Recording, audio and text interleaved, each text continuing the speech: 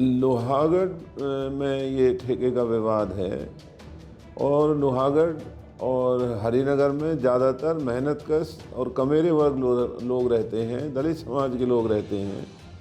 तो सरकार की ये पॉलिसी भी रही है कि जहाँ महिलाओं का या आबादी का विरोध हो वहाँ ठेका नहीं खुल सकता।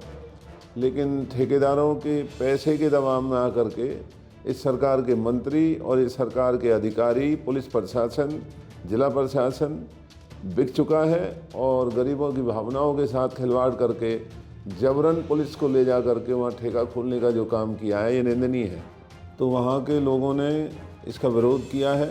और जहाँ तक मुझे पता चला है सरकार ने आश्वासन दिया था कि हम ये ठेका नहीं खुलने देंगे,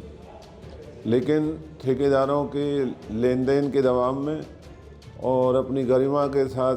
जो ये सरकार ने आपा गिराया है उसके रहते पुलिस और ठेकेदार ने मिलकर के जबरन वहाँ ठेका खोलने की जो हिमाकत की है ये लोगों को अपमानित करने वाली बात है, गरीबों की भावनाओं से खिलवाड़ करने की बात है। सरकार को अगर लोग वहाँ नहीं चाहते तो तुरंत इस ठेके को बंद करना चाहिए और वहाँ जाकर के लोगों से माफ़ी मांगनी चाहिए जो सरकार के आश्वासन के बाद भी वहाँ पर ठेका खोला गया है। ये काफ़ी दिनों से वहाँ, क्योंकि वो मेहनतकश और गरीब और दलित लोगों की बस्ती है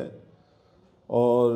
जो शराब के ठेके की वजह से नौजवान बच्चों के जीवन के साथ खिलवाड़ हो रहा था,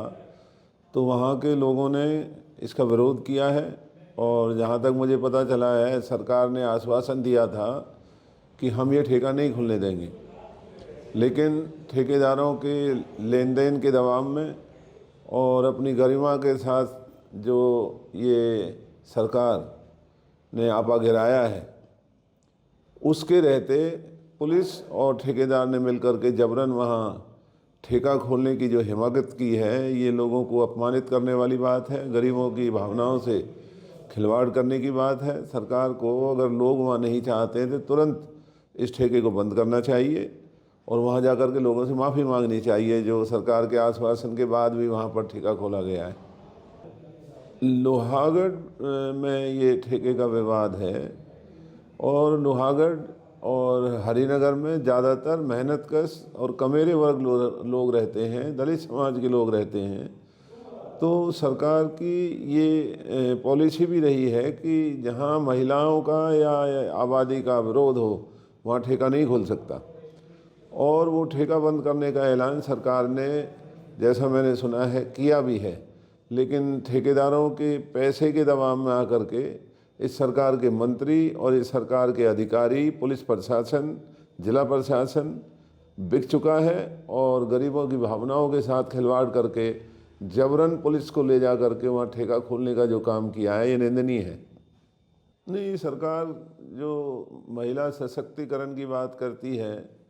बेटी पढ़ाओ बेटी बचाओ, तो यहाँ बेटियाँ और उनके परिवारों को इतना बड़ा जो खतरा पैदा हो चुका है, तो सरकार को आगे बढ़ कर के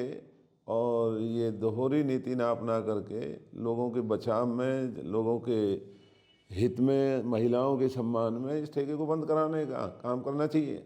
सर, क्या लगता है इतने दिनों से जब ये महिलाएं आंदोलन में बैठी थी और आखिर में आकर पुलिस प्रशासन का डर दिखा के उनकी आवाज़ दबा दी गई, इसको लेके आप क्या कहेंगे? देखिए, सरकार लोग बनाते हैं और इसलिए सरकारों में लोगों की लिहाज हुआ करती थी। आज हरियाणा में लोगों की बनाई हुई सरकार नहीं, ईवीएम की बनाई हुई सरकार है, तो उन्हें लोगों की भावनाओं की कोई कदर नहीं है। ये इनका अहंकार बोल रहा है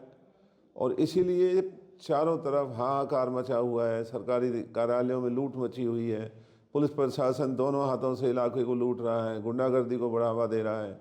दलितों की ज़मीनों पर जबरन, घुघेरा गांव के दलितों की ज़मीन को छीनने का काम पुलिस प्रशासन और बीजेपी के भूमाफिया कर रहे हैं। पलवल में चारों तरफ नाजायज़ कॉलोनियाँ काट करके इस पलवल को गांव जैसा बनाने के काम बीजेपी के नेता और उनके सहयोगी करने में लगे हुए हैं। प्रशासन मूक दर्शक बना हुआ है। तो ये बहुत ही दुर्भाग्य की बात है। हम उम्मीद करते थे कि इस पलवल को हम आने वाले समय का एक बहुत ही आधुनिक शहर बनाएंगे और जहाँ सुविधाएं होंगी, जहाँ पर लोगों के, आने वाले बच्चों के भविष्य का निर्माण होगा। लेकिन इस ईवीएम की सरकार ने